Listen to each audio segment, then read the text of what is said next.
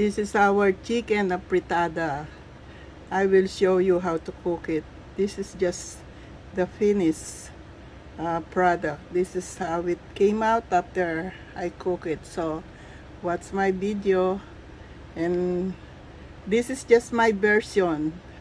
We know Filipinos and different kinds of people, they have all different kind of version. This is my version of chicken apritada. Hello mga ka-test Mr. Rosita Stoddard, welcome to my channel. Please subscribe. This morning I'll be cooking pancit. I'm browning the meat, and I have already the broth there that I boiled the bones. I will saute two kinds today.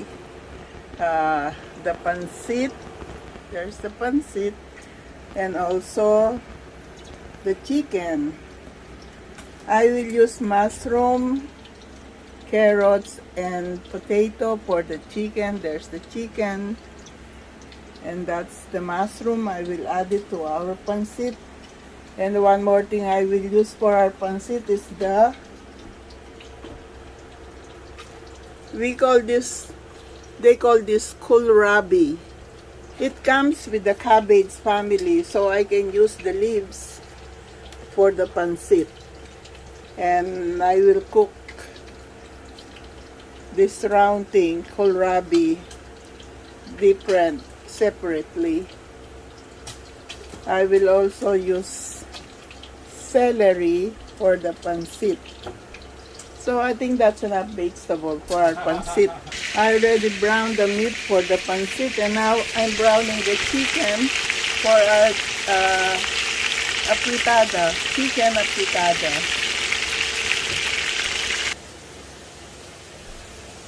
That's me talking. We need to start sauteing our chicken apritada. Garlic and onions are already in there, sauteing. And now we will add the sauce for our chicken apritada. I add a little bit of water in the can just to wash the sauce. Actually, it's not tomato sauce. It's a spaghetti sauce. I have it, so I will use it. And we can add soy sauce. It's right there, soy sauce. Soy sauce.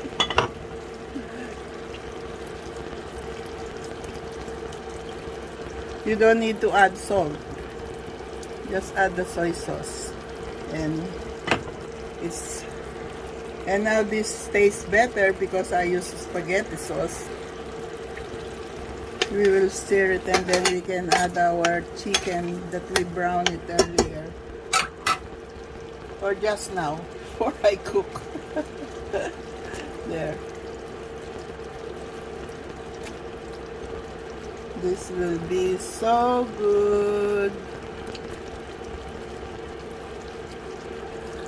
We need to simmer it a little bit for the chicken to be fully cooked. Now we can add our potatoes and carrots. It looks good already, and I tried it. Tastes so yummy. Tastes good.